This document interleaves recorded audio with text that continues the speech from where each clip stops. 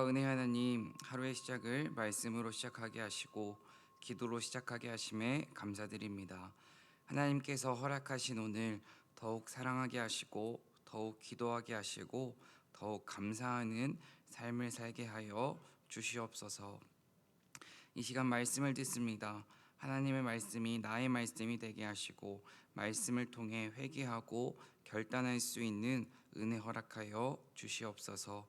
예수님의 이름으로 기도드립니다. 아멘. 오늘 함께 나눌 말씀은 사사기 9장 1절부터 6절까지입니다.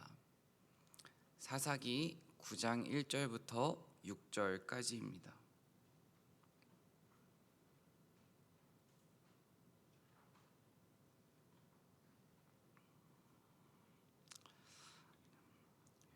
오늘의 말씀을 함께 읽도록 하겠습니다. 1절입니다. 여룻바알의 아들 아비멜렉이 세겜에 가서 그의 어머니의 형제에게 이르되 그들과 그의 외조부의 집에 온 가족에게 말하여 이르되 청하노니 너희는 세겜의 모든 사람들의 귀에 말하라. 여룻바알의 아들 70명이 다 너희를 다스림과 한 사람이 너희를 다스림이 어느 것이 너희에게 나으냐.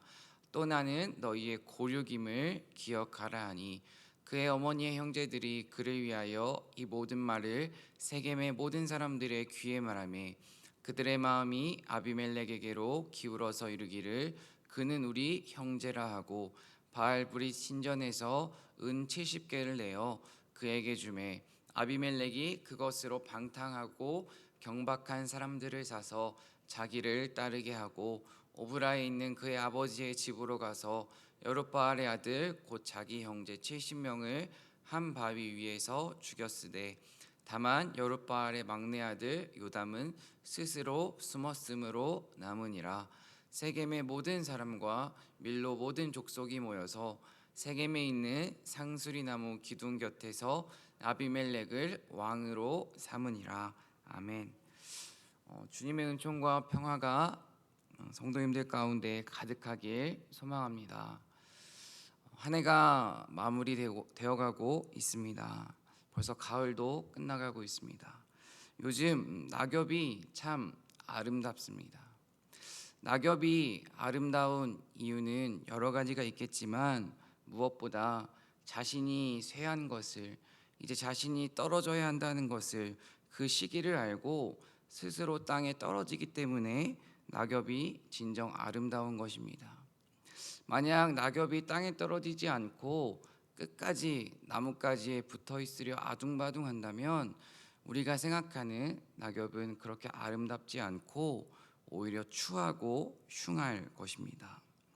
순리에 따라 땅에 떨어지고 또 땅에 떨어져 거름이 되고 사람들에게 도움을 주는 아름다움을 주는 그 낙엽의 모습이 참 멋있다고 생각했습니다. 사람도 마찬가지인 것 같습니다. 때를 아는 사람, 순리를 따르는 사람은 참 아름답습니다. 자신이 떠나야 할 때, 자기가 자리에서 일어나야 할 때, 침묵해야 할 때, 나서야 할 때, 이러한 때를 아는 사람은 주변 사람들에게 귀감이 될 뿐 아니라 큰 울림을 주곤 합니다. 또한 하나님의 섭리를 인정하는 사람은 참 아름답습니다. 이해할 수 없는 상황 가운데에서도 정말 사랑하기 힘들고 정말 섬기기 힘든 그 상황 가운데에서도 그럼에도 불구하고 하나님의 섭리를 인정하고 기도하는 끝까지 사랑해 주려고 발버둥치는 믿음의 선배들의 모습을 보면 절로 고개가 숙여지곤 합니다. 제가 존경하는 목사님께서 저에게 종종 하시는 말씀이 있습니다. 귀한 것일수록 네가 사랑하는 것일수록 움켜쥐지 말고 두 손을 벌려 감사함으로 나누어라. 이해하기 어려운 상황일수록 침묵하고 두 손을 모아 기도해라. 움켜쥐려고 하고 사람의 뜻과 사람의 방법으로 문제를 해결하려고 하는 그 모습을 지금 우리는 사사기를 통해 묵상하고 있습니다. 이제 기드온의 이야기가 끝나고 아비멜렉이 오늘 등장을 합니다. 아비멜렉은 하나님의 섭리를 거부하고 야망과 이기심, 즉 욕심으로 똘똘 뭉쳐서 자신의 뜻대로 왕의 자리에 스스로 오릅니다. 오늘 말씀을 통해 우리의 야망, 우리의 욕심, 우리의 탐욕은 십자가에 못 박고 하나님의 뜻과 하나님의 의를 구하며 살아가는 저와 여러분 되길 간절히 소망합니다. 오늘 아비멜렉을 제대로 살펴보기 위해서는 기드온의 말년에 대해서, 기드온의 마지막을 다시 한번 살펴볼 필요가 있습니다. 어제 말씀 8장 23절입니다. 다 함께 읽겠습니다. 기드온이 그들에게 이르되 내가 너희를 다스리지 아니하겠고 나의 아들도 너희를 다스리지 아니할 것이요 여호와께서 너희를 다스리시리라 하니라. 지금 기드온은 왕이 되기를 거부했습니다. 거부하는 그 말을 살펴보면 참 잘 포장되어 있습니다. 나는 너희를 다스리지 아니할 것이다. 나의 아들도 너희를 다스리지 아니할 것이다. 너희를 다스릴 사람은 오직 여호와다. 이렇게 말하고 있습니다. 하지만 기드온의 삶을 살펴보면 기드온은 지금 말로만 다스리지 않겠다고 말로만 그 왕의 자리를 거부하는 것입니다. 그의 행동과 그의 삶을 살펴보면 기드온은 이미 왕처럼 살아가고 있었습니다. 신명기 17장을 살펴보면 지도자가 되려는 사람이 경계해야 하는 세 가지에 대해서 하나님께서 말씀하십니다. 지도자가 경계해야 하는 세 가지 중 첫 번째는 군말을 많이 두지 않는 것입니다. 병마, 말을 많이 갖지 않는 것입니다. 이 당시에 말이 의미하는 것은 힘을 상징합니다. 힘이 생기면 사람은 사용하고 싶어 합니다.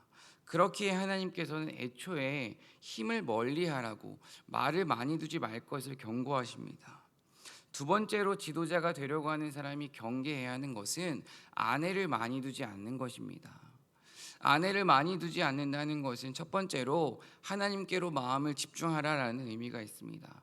그리고 더 나아가서 깊은 의미는 아내가 많으면 저절로 자식들이 많아지기 때문에 그 자식들이 권력 다툼으로 불화가 생길 수 있기 때문에 그것을 예방하는 차원이기도 합니다.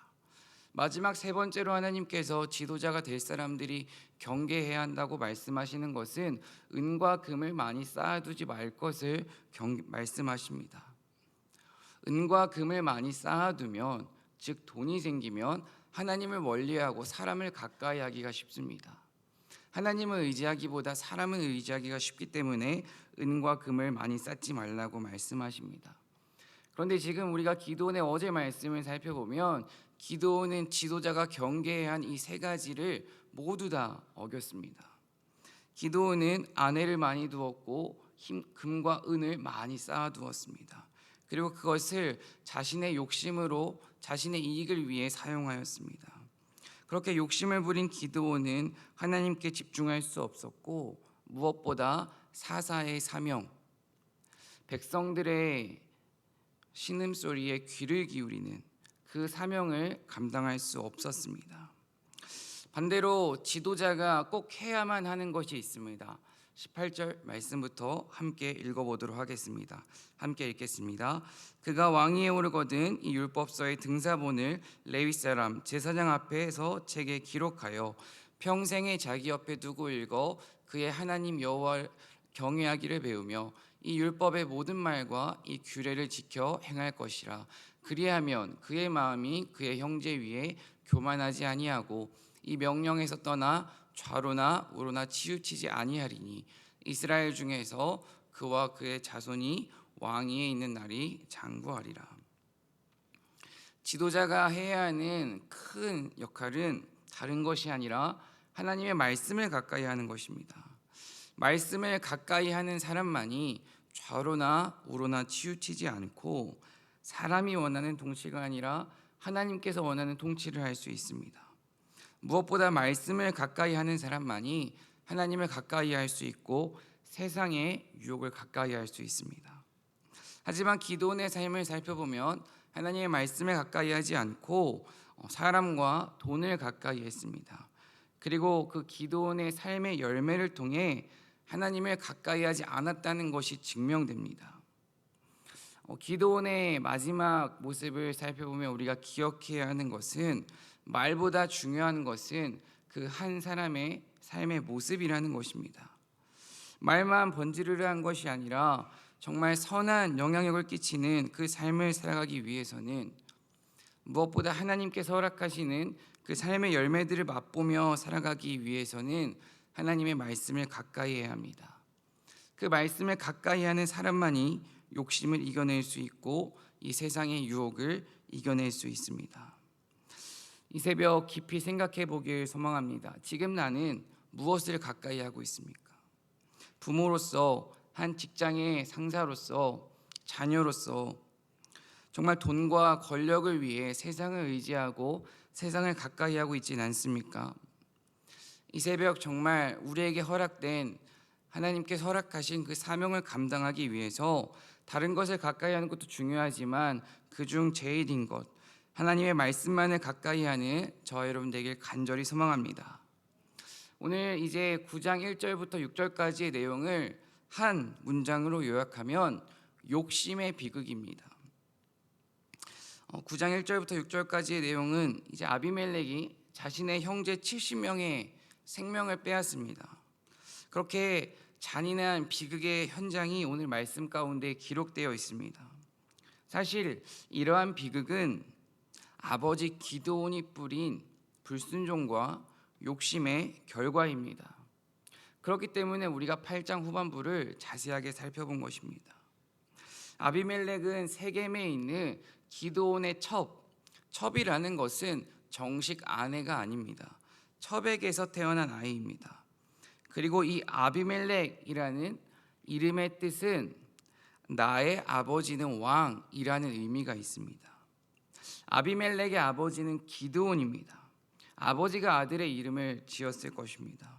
아버지 기드온은 아들인 아비멜렉의 이름을 지으면서 나는 왕이야, 자기 스스로가 왕이라고 말하고 있습니다. 스스로 왕이 되고자 했던 기드온, 인간의 방법으로 왕의 자리에 오르고 하나님은 멀리했던 기드온, 그리고 그의 아들 아비멜렉. 그의 아들 아비멜렉은 아버지의 마지막 모습을 그대로 이어받아 타락의 길을 똑같이 걸어가고 있습니다. 1절 말씀을 함께 읽겠습니다. 여룻바알의 아들 아비멜렉이 세겜에 가서 그의 어머니의 형제에게 이르러 그들과 그의 외조부의 집에 온 가족에게 말하여 이르되. 세겜은 아비멜렉 어머니의 고향입니다. 지금 아비멜렉은 어머니의 고향 외갓댁을 찾아가고 있습니다. 그런데 어머니의 집에 찾아가는 이유와 목적이 있습니다. 아비멜렉은 사실 첩의 아들이라는 그런 신분 때문에 기드온의 아들 70명의 축에 끼지 못했습니다. 그렇기에 지금 아비멜렉은 아버지 기드온이 죽자 어떠한 목적을 품고 외갓댁에 찾아가고 있는 것입니다. 2절입니다. 청하노니 너희는 세겜의 모든 사람들의 귀에 말하라. 여룻바알의 아들 70명이 다 너희를 다스림과 한 사람이 너희를 다스림이 어느 것이 너희에게 나으냐. 또 나는 너희의 고륙임을 기억하라 하니.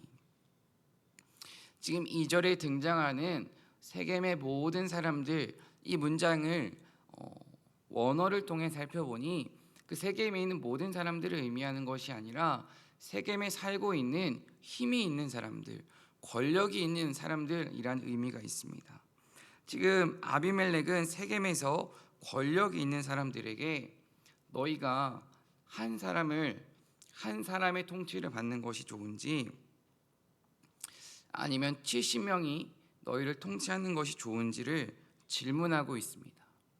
그리고 마지막에 뼈 있는 한마디를 던집니다. 또 나는 너희의 고륙임을 기억하라 하니. 즉 나는 너희와 같은 고륙, 같은 핏줄, 같은 혈연이다. 같은 혈연이니 너희들은 내 편을 들어줘라. 이렇게 부탁을 하고 있는 것입니다. 아비멜렉이 아버지를 이어 왕이 되고 싶어 하나님께 매달리고 하나님의 뜻을 구하는 것이 아니라 지금 사람의 방법으로, 사람의 생각으로 인간을 찾아가서 인간에게 매달리고 인간의 도움을 구하고 있는 것입니다. 3절 말씀을 다 함께 읽도록 하겠습니다. 3절입니다. 그의 어머니의 형제들이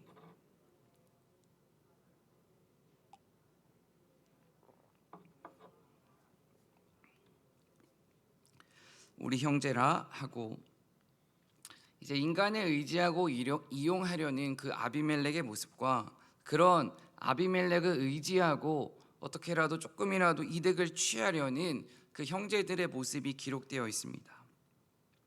지금 어머니의 형제들은 인간적인 생각과 판단으로 우리의 혈육인이 아비멜렉을 도와주자고 말합니다. 그리고 아비멜렉이 왕이 되면 자신들에게 주어질, 자신들에게 떨어질 이익도 있을 것이기에 아비멜렉을 도와주고 있습니다. 지금 하나님의 뜻이 아니라 사람의 뜻대로, 사람의 생각대로 판단하고 행동하는 것입니다. 그리고 하나님의 영광을 구하는 것이 아니라 인간의 영광과 인간의 편안을 위해 행동하고 있는 것입니다. 만약 세겜에 있는 사람들이 정말 지혜로운 사람이었다면 아비멜렉의 이야기를 듣고 그래 같은 혈육이니까 도와주자 이것이 아니라 정말 아비멜렉이 어떤 삶을 살아왔는지 아비멜렉의 모습을 잘 살펴보고 그의 이야기를 잘 들어보고 무엇보다 아비멜렉이 정말 하나님과 동행하는 사람인지를 살펴보았을 것입니다. 하지만 이 세겜에 있는 사람들도 자신의 이익에 눈에 멀어 그저 같은 혈육이기 때문에 지금 아비멜렉을 도와주고 있습니다. 4절 말씀입니다. 바알불이 신전에서 은 70개를 내어 그에게 주매 아비멜렉이 그것으로 방탕하고 경박한 사람들을 사서 자기를 따르게 하고, 지금 바알불이 신전, 하나님께 바쳐진 그 신전에 바쳐진 헌금이 아니라 이방 신에게 바쳐진 그 헌금 중 일부 은 70개를 아비멜렉에게 세겜 사람들이, 세겜에 힘이 있는 사람들이 내어줍니다. 그리고 아비멜렉은 그 돈을 받아서 방탕하고 경박한 사람들을 삽니다. 쉽게 말씀드리면 정치인들도 정치를 하기 위해서는 정치 자금이 필요합니다. 지금 정치 자금으로 은 70개를 준 것입니다. 그리고 아비멜렉은 그 정치 자금을 받아서 정치 깡패 용역을 고용한 것입니다.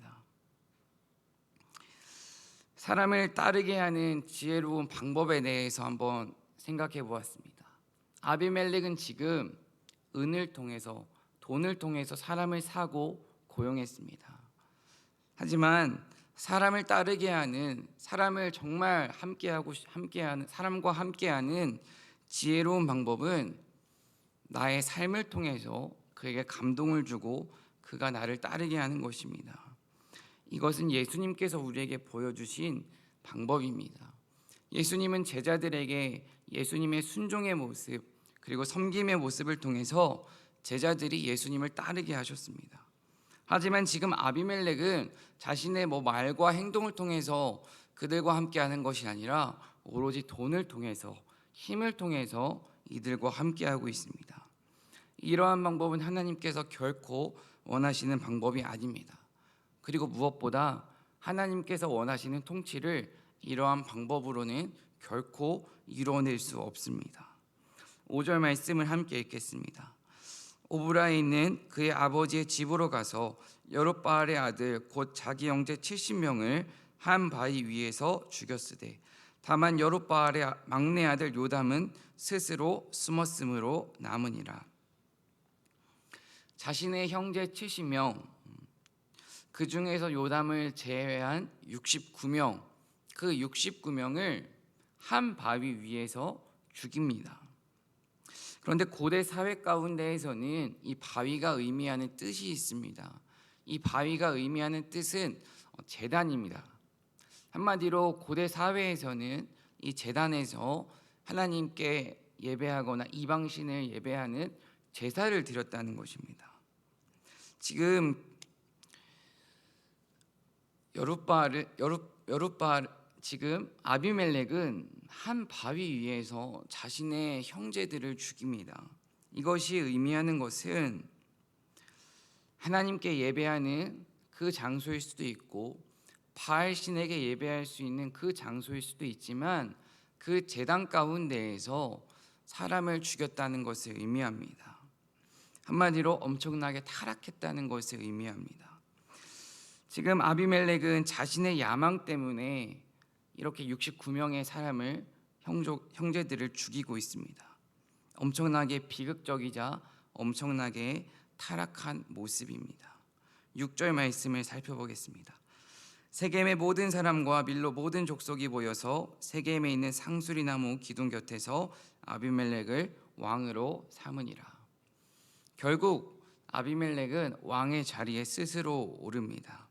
하나님의 뜻과 하나님의 영으로, 하나님의 인도하심으로 그 자리에 오른 것이 아니라 사람의 뜻과 자신의 힘을 앞세워 백성들을 통치하는 왕이 되었습니다.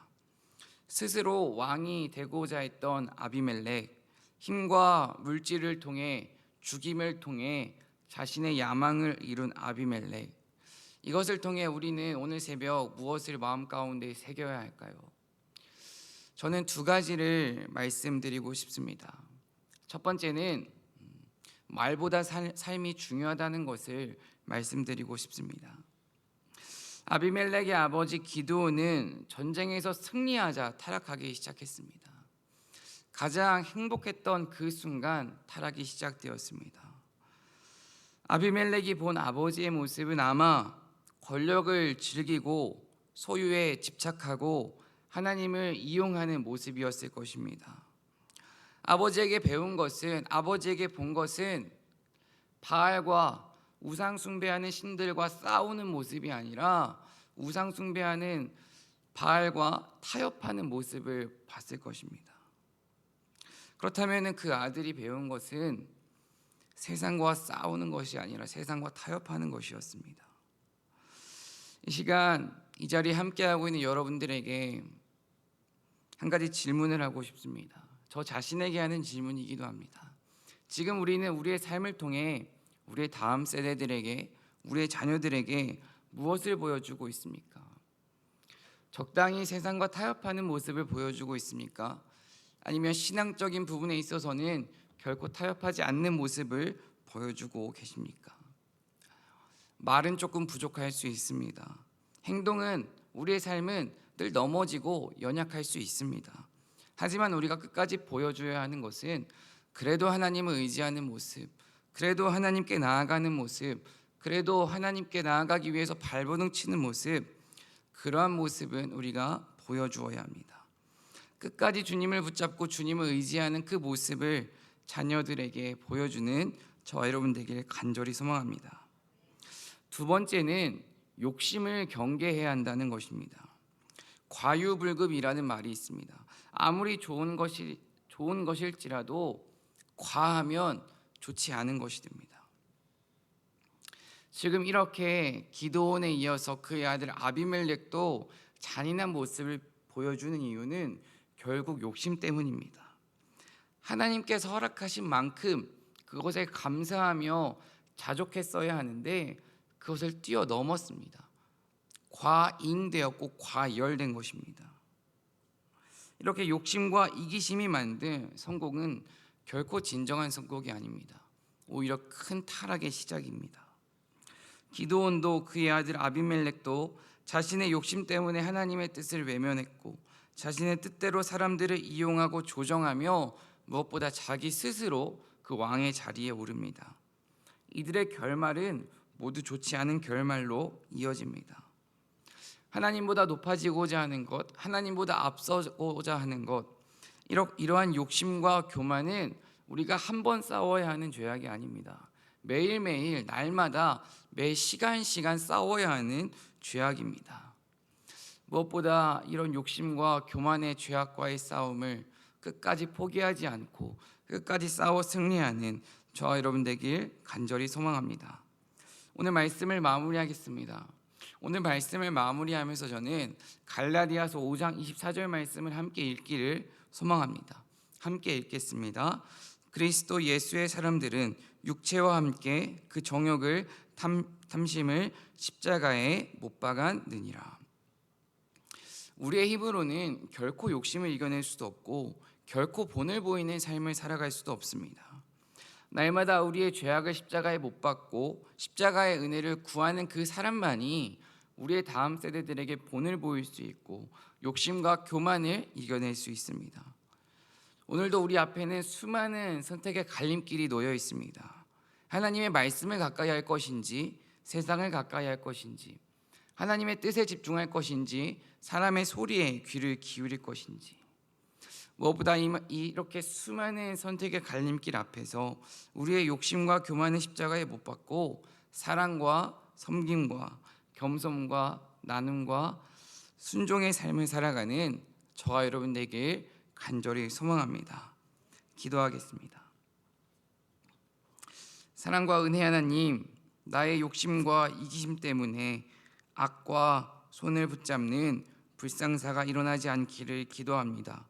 나의 욕심과 이기심을 십자가에 못 박고 주님의 말씀을 가까이 하며 끝까지 하나님만을 의지하는 주님의 자녀가 되게 하여 주시옵소서. 이 시간 귀한 예물 하나님께 드립니다. 간절한 기도 제목을 주님께서 받아주시고 그럼에도 불구하고 감사하며 주님 손에 모든 것을 맡기는 주님의 자녀가 될 수 있도록 은혜 허락하여 주시옵소서. 오늘 하루도 나의 말과 생각 그리고 행동을 주관하실 하나님을 의지합니다. 우리의 삶 가운데에 주님의 풍성한 은혜 허락하여 주시옵소서. 언제나 우리와 함께 하시는 예수님의 이름으로 기도드립니다. 아멘.